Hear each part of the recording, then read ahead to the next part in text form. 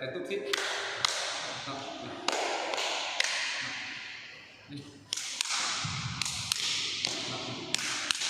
พอด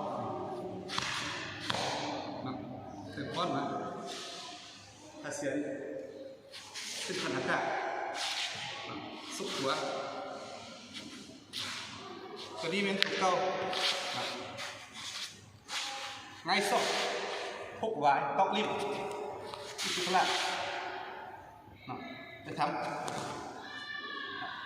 มีข้อเสือนี่สั้นร้ายต้นเลย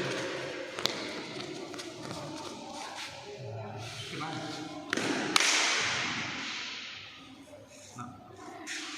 แล้วมันที่มีพวกหา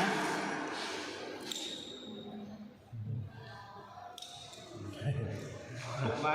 ตอกริมที่สุดละในฟันศอกสั้นร้ายที่เหมือนเฟยขึ้นกระดานขึ้นไม่ถูก